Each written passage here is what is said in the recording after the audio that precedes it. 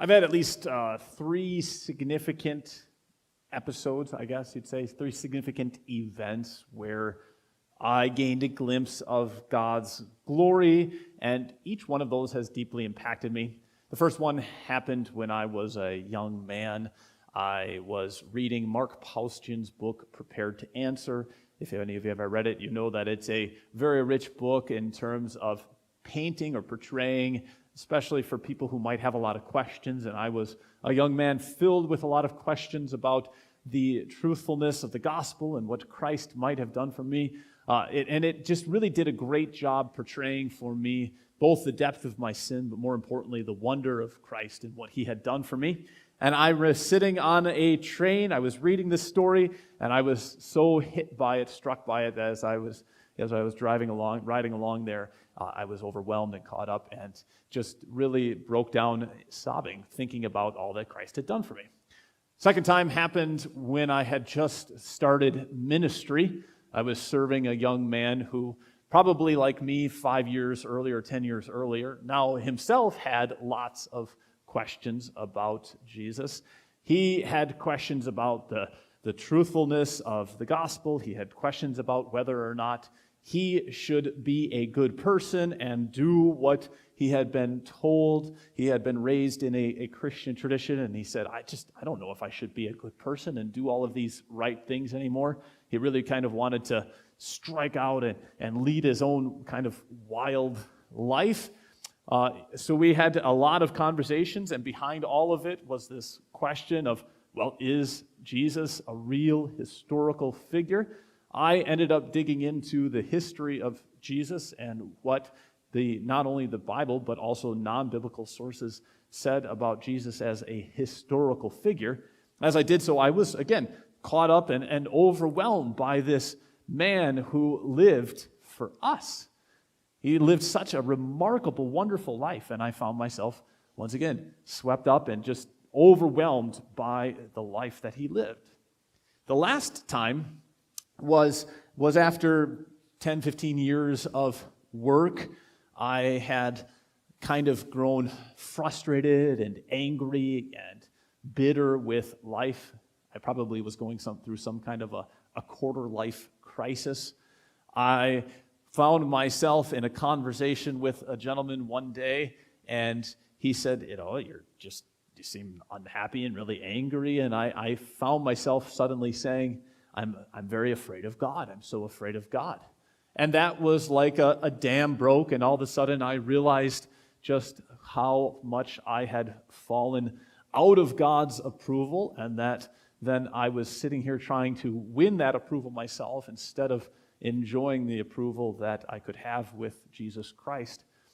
Each one of those moments gave me kind of this glimpse of God's glory.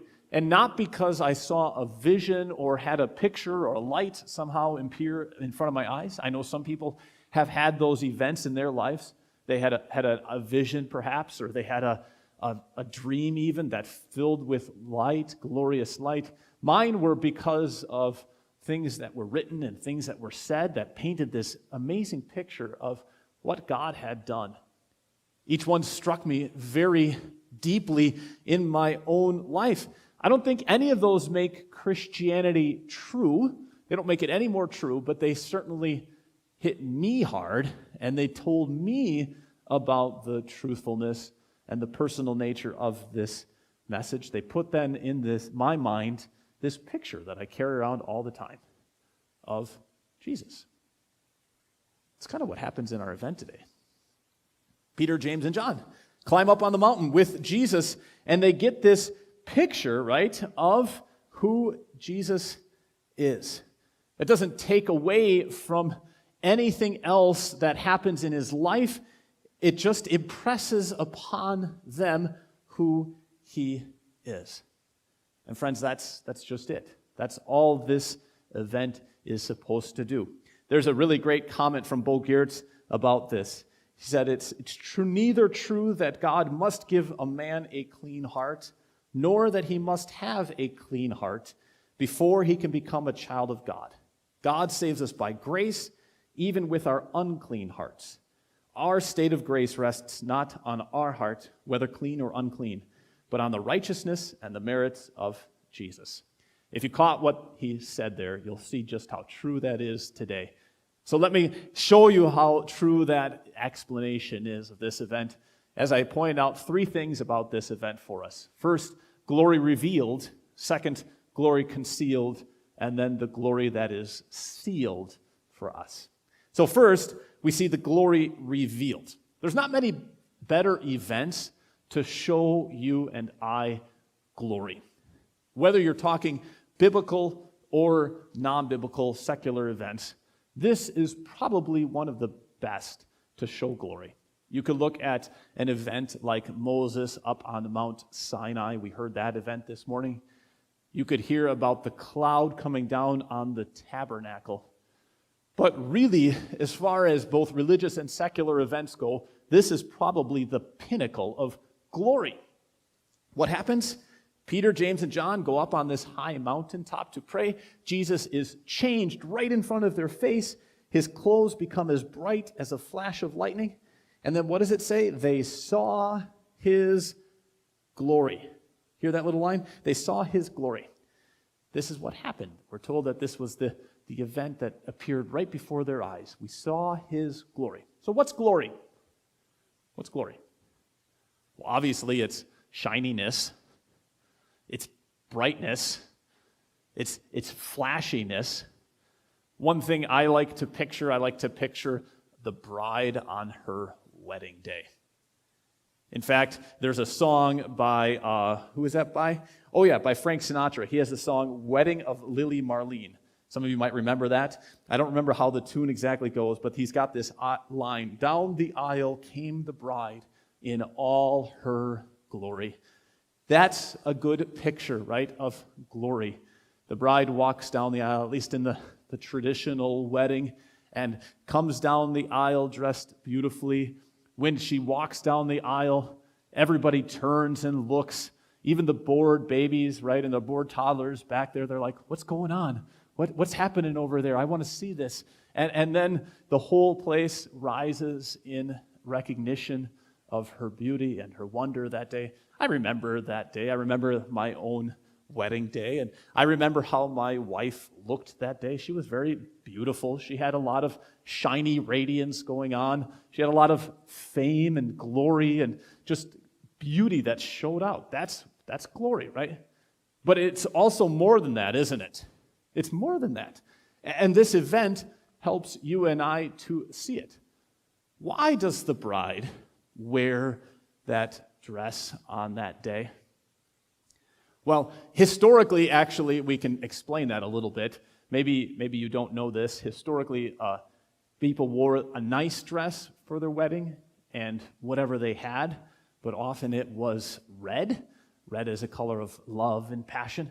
It was Queen Victoria in the 1800s who brought out this idea that you should wear white on your wedding day, and not because she was concerned about purity or innocence or anything like that. No, she in fact says she wore white because why? She wants to emphasize her lace. Look at all that lace. Look at all that lace. How would you like to wear a dress with all of that lace? It looks almost kind of heavy, doesn't it? I mean, she's just got so much lace on there. It's kind of crazy. That's glory.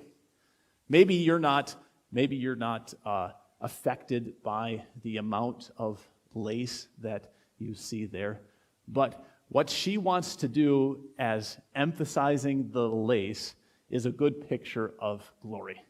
The word glory means, literally, it means heaviness. It means heavy. It means weight. It means importance. That's what this event shows you and I. Jesus does not just shine and shine brightly. No, he has weight. He has significance. He makes an impact into these disciples' lives. Queen Victoria put on this white dress because she wanted everybody to remember this beautiful lace, how rare it was and how hard it was to find. She wanted the lace to have weight in other people's minds. That's what this event shows us. Glory means weight. It means a significant impact into your life. And so the question out of it is what carries weight in your heart and mind?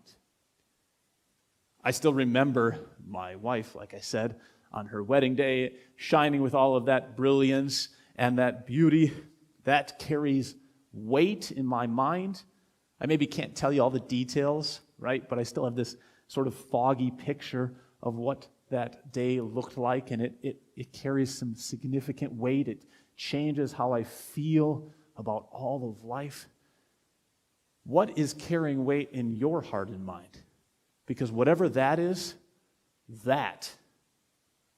glory.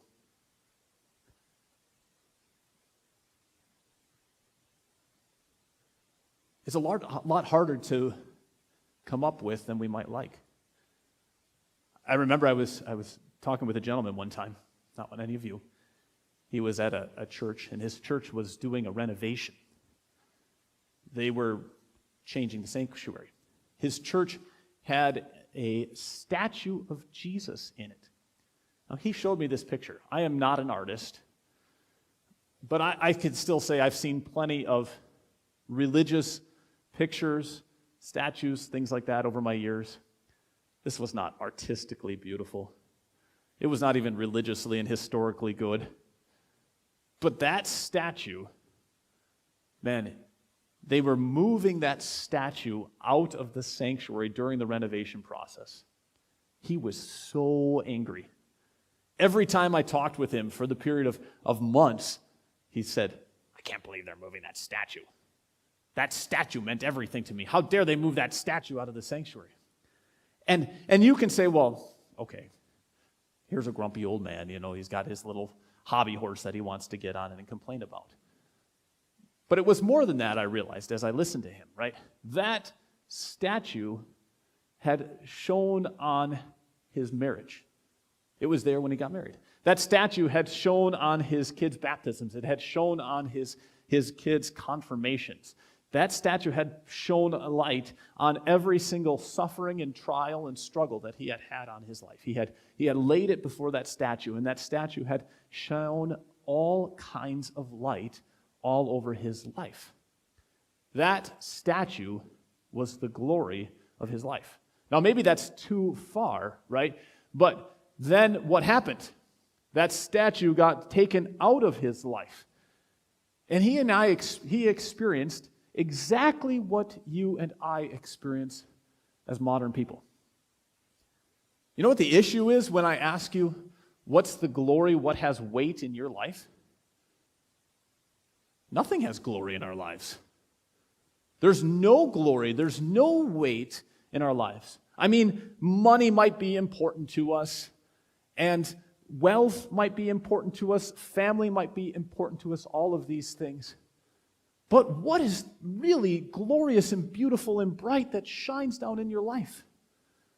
What's the last thing that just swept you off your feet so much that you were overcome with awe and splendor and the beauty of it? When's the last time that something impacted you so deeply that you were moved down to the very core of your being and you reoriented your entire life around what you had seen and heard? We could talk about this for a long time, right? But the secular world, what has it done? It's put a roof over our world, and it's shrunk it down so that you and I live in this tiny closed box of life.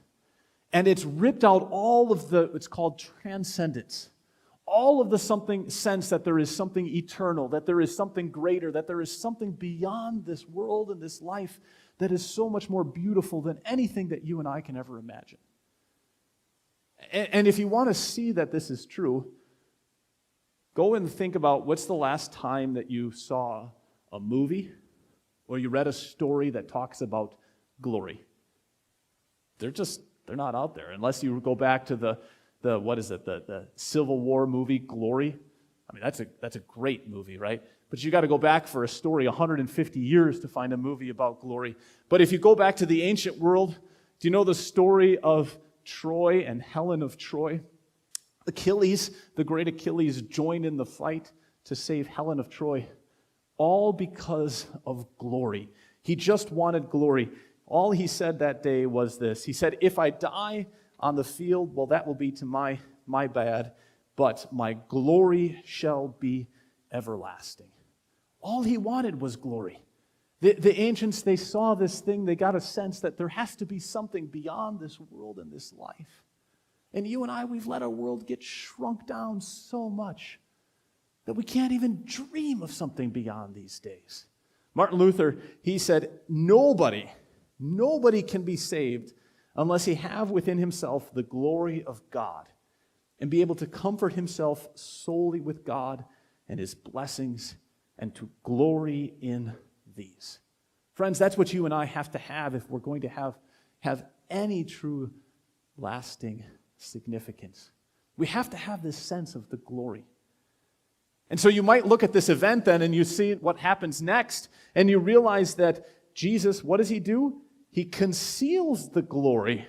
Look at what happens. Now, this is crazy, I think. If this was me, if I was shining up here beautiful and bright and light, I would not stop shining. No way. You would be burning your eyes out all day long. I'd be like, nope, I'm not giving this up. And I'd go running down the streets and I'd say, everybody look at me. Look at how bright I am. I'm so shiny. Look at how special I am. Not Jesus, right? What does he do? While he was speaking, a cloud appeared and covered them, and they were afraid as they entered the cloud. A voice came from the cloud saying, this is my son whom I have chosen. Listen to him. What happens? The glory gets swallowed up, doesn't it? The glory disappears. Maybe you know what that cloud is. That cloud is the glory of God. That cloud is the cloud that led the people of Israel out of Egypt. They had a pillar of fire by night and a cloud on day. That cloud is the cloud that came down on the tabernacle and lived in the tabernacle that Moses went into. That cloud is the cloud that came on the temple. That cloud is the cloud that left the temple when the people were taken into exile off in Babylon. That cloud has swallowed up Jesus. Now think what that means. Jesus, the glory of God, let his glory be swallowed up by God himself. He's pointing already ahead to the cross, right? He's saying, think ahead to what's going to happen. I'm going to die on the cross. But realize what that means then for you. I have this eternal glory. This glory that has been given to me before the world was created, and I'm going to let it be swallowed up. You need the glory. You need glory in your life. You need more light than you can imagine, but I'm going to let my glory be swallowed up by God himself. I'm the perfect man, and I'm going to let my glory be taken up and destroyed by God. That's how evil sin is. You need glory, Jesus says. I have glory. I could walk around this world with it forever, but I'm going to give it all up and let it be swallowed by God. Now, what that means for you and me is that every single time you look at Jesus, you get to see the true glory of God. God's glory is not here to destroy you. It's here to be destroyed. God's glory is not here to overwhelm you. It's here to be overwhelmed. God's glory is not here to rip you into a zillion pieces and blow you away with light. It is to be itself ripped away so that sin can be hidden. God wants to hide the sin. He wants to cover it all over so that you will never take that blame. And look what he does at the end so that it's all put away. The very end of this section, it's rather shocking, isn't it? The last little lines say this. They found that Jesus was alone. And the disciples kept this to themselves, and they did not tell anyone at that time what they had seen. what did God do? He packed up all that glory into a tiny little box. And he said, I'm going to put it in you. I'm going to put it inside you, friends, so that you can carry it around.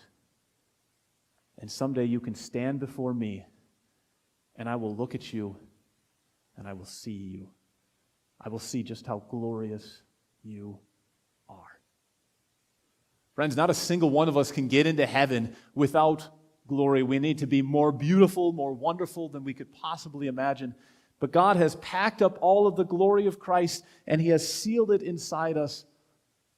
Those disciples carried it around, and so do you and I, so that we have no need to fear death, so that sin could never hurt us or harm us, and so that there is no evil in this world that can overwhelm us.